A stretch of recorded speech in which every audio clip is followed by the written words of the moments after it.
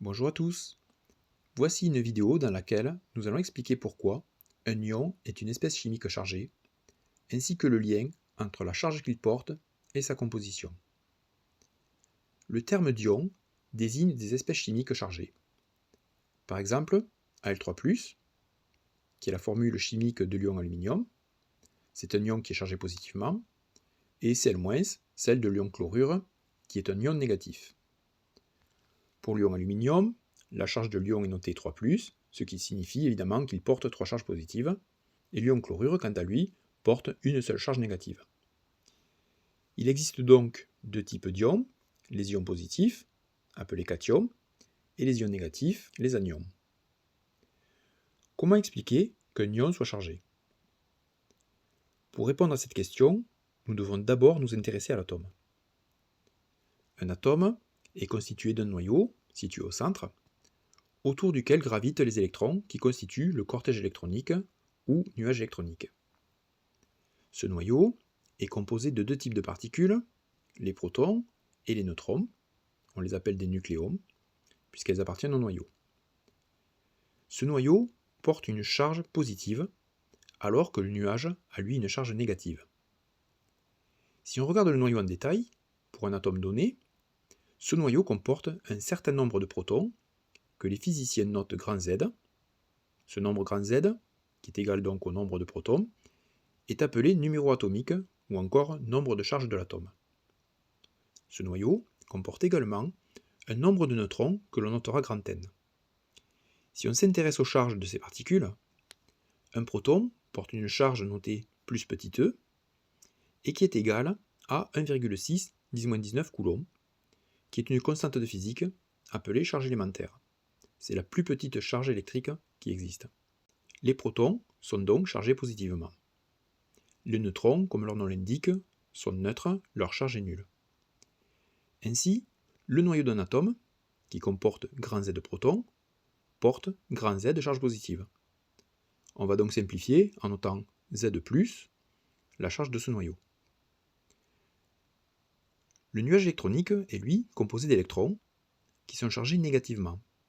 En effet, chaque électron porte une charge égale à moins petit e, c'est-à-dire moins une fois la charge élémentaire. Or, un atome comporte autant d'électrons dans son nuage que de protons dans son noyau.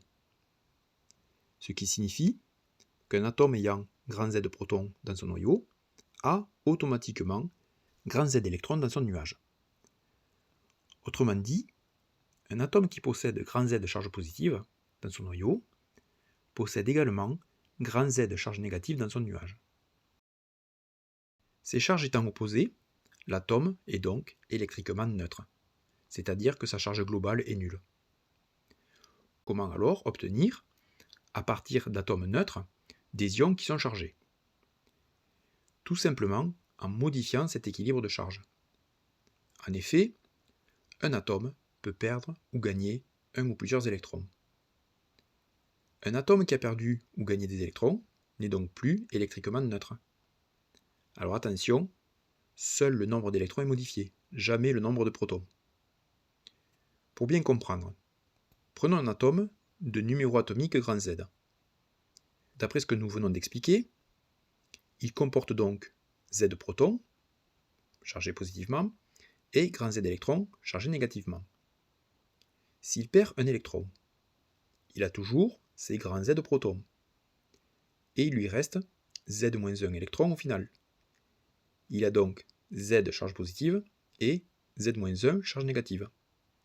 Il lui reste une charge positive. C'est donc un ion positif, on le note X+, où X désigne le symbole de l'atome. C'est donc un cation.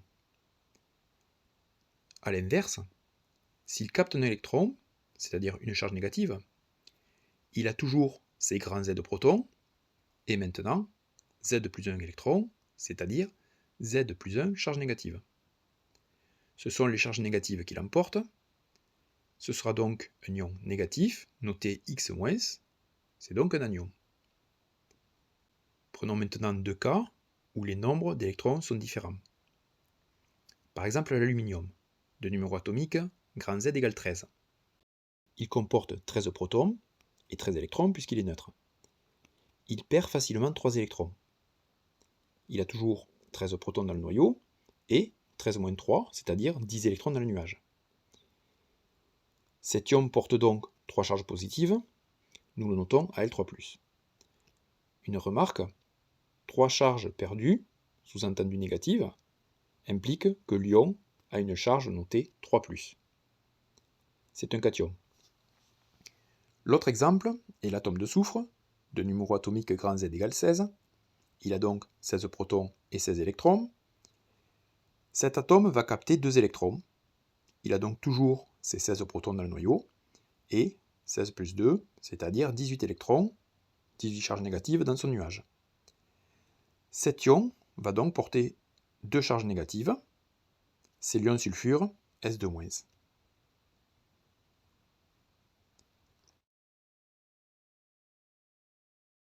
J'espère que cette vidéo t'aura permis de bien comprendre cette notion.